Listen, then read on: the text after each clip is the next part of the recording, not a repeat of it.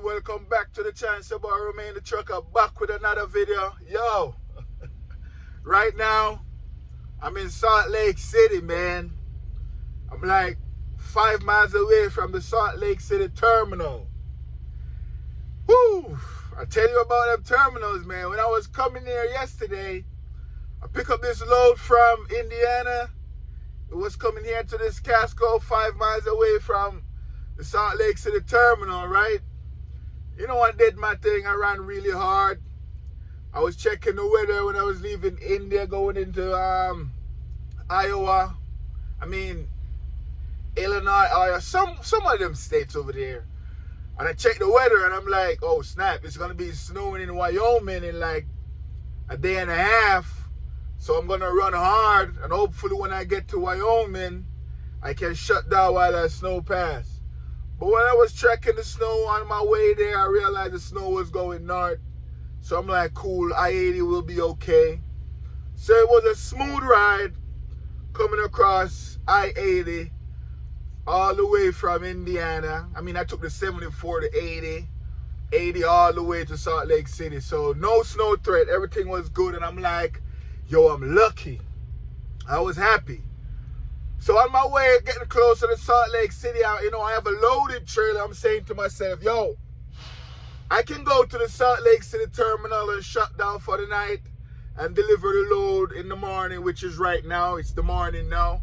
So I was thinking, should I go to the terminal and take my 10-hour break, or just come straight to the receiver and take my break here because it's 5 miles away from the terminal? And I'm like, I don't know. And I was thinking, man, if I should go to the terminal and then something is wrong with the trailer or something is wrong with the tractor, I can get into problems because, guys, remember, that happened to me before. I pull up to the terminal with a loaded trailer that delivers that same day or the next day after my break. Problems with the trailer or the tractor, and it caused a delay. I was saying, man, should I go to the terminal? I'm like, yo, I'm going to risk it. I'm going to go to the terminal. Hopefully nothing is wrong with the trailer. Man, I pull up to the terminal, Salt Lake City. I go through the bay. The guy was like, you dropping this off? I'm like, nah, this is a loaded trailer. I have to deliver it first thing in the morning. I'm just coming here to take a shower and take a nap. I got to get out of here tomorrow at 8. And he was like, cool. You know, me thinking I'm telling him that will, make sure if anything is wrong, I get it fixed right away. And hopefully nothing is wrong. So I was there chilling in the truck, and then the guy come to me and give me the key, and he said, okay, this trailer got to go to the trailer shop. I'm like, yo, what? He said, yeah, it's leaking here in the reefer unit, the whole bunch of stuff. I'm like, man, I got to deliver this load tomorrow. It's a loaded trailer. And I'm like, yo, it have to go to the shop, man. We can't let this go back out without letting it go to the shop. And he's like, it's going to be first priority because it's a loaded trailer. I'm like, yeah, it delivers like 5 minutes away from here tomorrow, man. I got to get this trailer ready before my 10-hour break up. And he was like, yeah, they'll just call them and let them know, and they'll make sure it's first priority. But I put it in the system at loaded trailer, so they'll take care of it. And he was like, go over there and talk to them in the trailer shop. So right away I was thinking, I'm like, man, why did I come here? That's what I was thinking right away. Why did I come here? I shouldn't have come here, but it's always good to go. And if something is wrong with the equipment, at least the mechanics, they can get to fix it. You know what I mean? And that's good, because you don't know what can happen. You can say you want to avoid the terminal because they're going to slow you up on your load, and something is wrong with your tractor and you might get into an accident. So I wasn't even too upset about it because I know, going to the terminal and the mechanics discover issues, that can only be good, you know what I mean? If the load want to be delayed, let the load be delayed. But if your truck, there's an issue with it, it's best for it to get and take care of. But I was like, man, why did I come here? I should have just go park up by the ship, the receiver.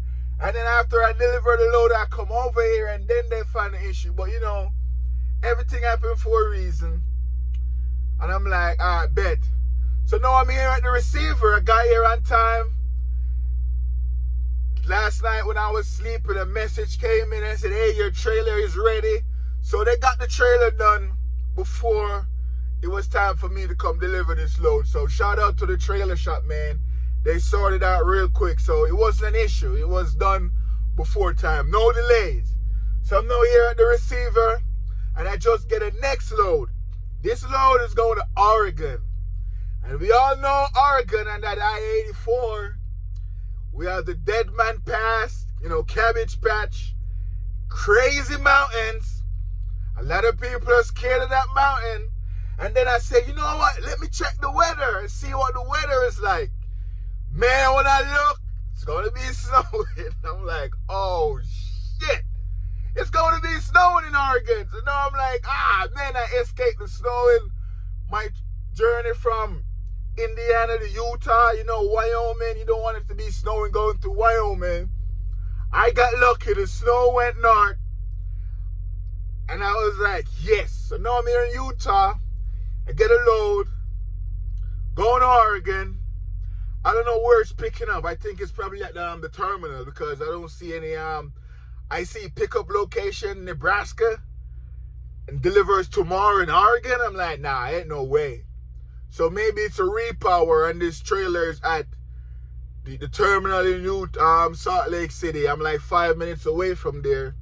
So as soon as I empty out this trailer, I'm going to head over to the terminal, grab that loaded trailer, head to Oregon. I'm going to run it. I'm going to bust my balls all the way to Oregon today. And if the snow comes down and it gets crazy, I can at least shut it down and let it pass. Because this next load I'm getting delivered tomorrow at midday. So if I could run it tonight all the way, get close, and if the snow get too crazy, I can shut it down until the next morning, when by then the snow, it will be past a little bit, and I should be okay. So that's a plan for the next load, this Oregon load. You know what they say, you can run, but you can't hide. I run and I escape that snow from in Wyoming, and here comes the Oregon one.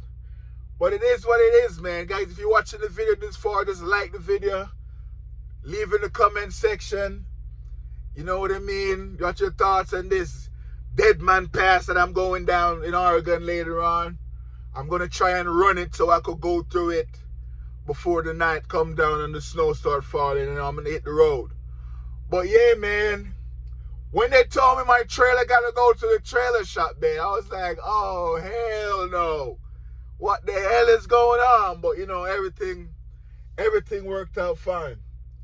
And the weather is not too bad here in Salt Lake City. It's about 50 degrees.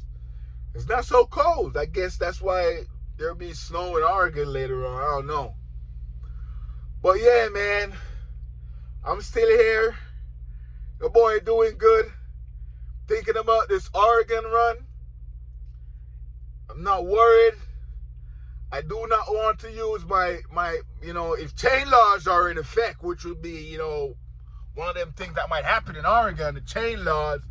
I'm not trying to chain up, man. So that's why I'm going to pick up this load as soon as I'm done with this and eat up like 3/4 of a mile. So if I should shut down tonight, because right now it's 8 a.m.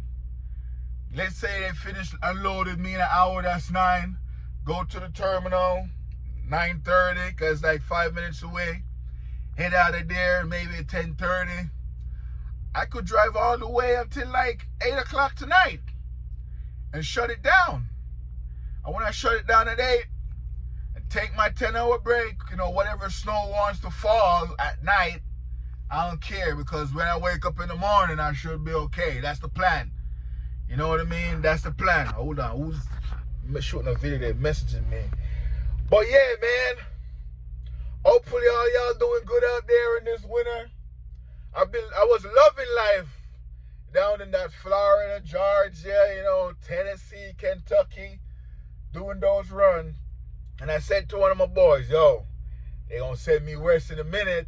Lo and behold, my next load was coming to Salt Lake City. Even getting worse. Going to Oregon. Not only Oregon, the Dead Man Pass.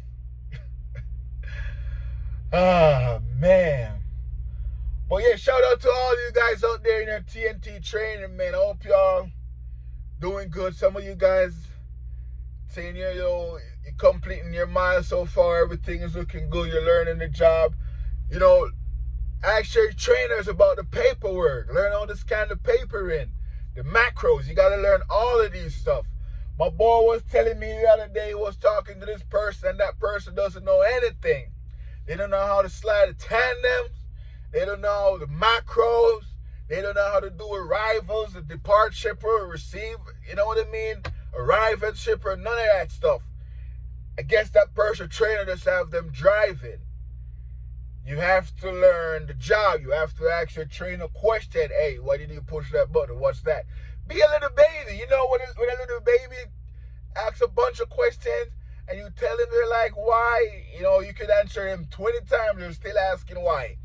You got to be a little baby when you're out there in training. Ask questions. You know what I mean? When you have to scan in your paperwork? Is it after every time you drop off a load? Why you have to scan all those papers? Ask questions. Split break is one of the most complicated things, but I think if you're out there with a trainer that knows about split break, they can explain it to you. But you see, the thing is with the split break and team driving, you don't really get to use it. You're not going to get to use split break because guess what? When you run out of time, the trainer has time, so the truck keeps rolling. So you're not going to run it in the situation where you're going to be like, all right, I'm getting close to this receiver. I'm like 8 hours early. So if I shut down now, I can do a 7-hour split break and then wake up and deliver this load on a 7-hour split break. You know what I mean? That's not going to happen when you're on your training. If you're close like that, you guys are shut down on the next day. Whoever has time, just run it. So it's like that. So the split break thing, maybe when you get on some solo loads, your trainer could be like, if you were by yourself, you would have drive come to this point. Something like that. Your trainer will know when the split break is useful. But that's one of the major issues drivers have when they come out here, split break, because they do not have to use split break in training because the trucks keep rolling. Yeah, man. So if you're out there in TNT, ask questions. Don't just drive. And try to build up your stamina. Yo, that run from Indiana when I pick up this load coming to Salt Lake City, loaded miles was like 1,500. I run 500 plus miles the first day. I run like 600 the second day. And then like 400 and something on the final day right to the terminal.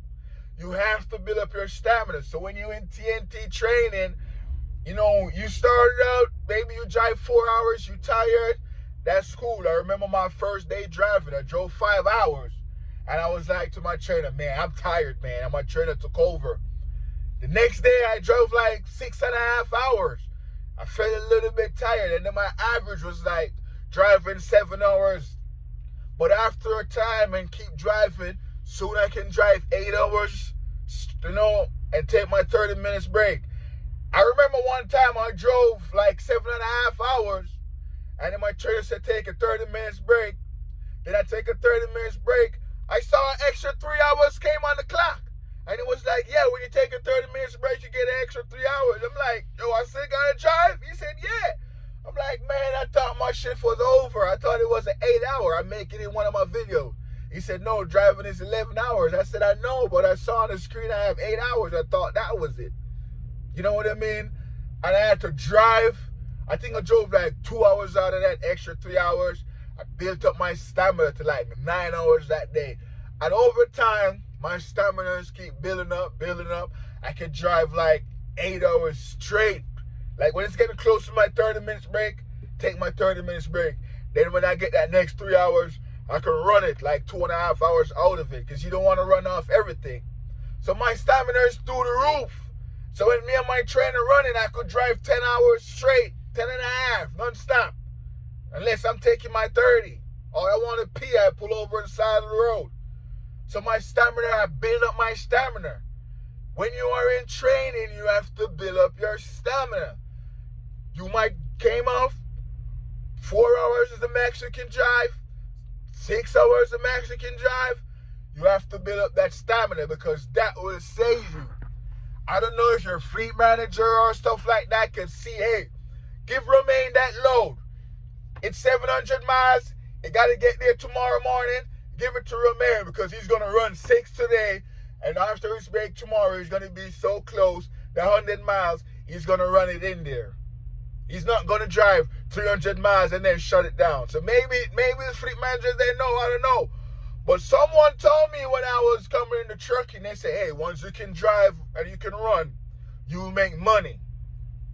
And I can run. I was talking to one of my Jamaican boy the other day. He was like, man, I run this.